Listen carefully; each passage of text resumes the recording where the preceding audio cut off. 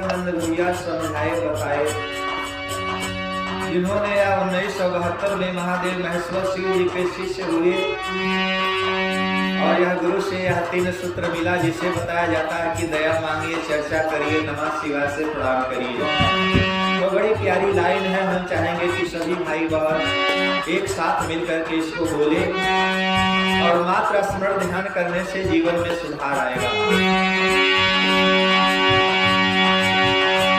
जग जागा महादेव जगा,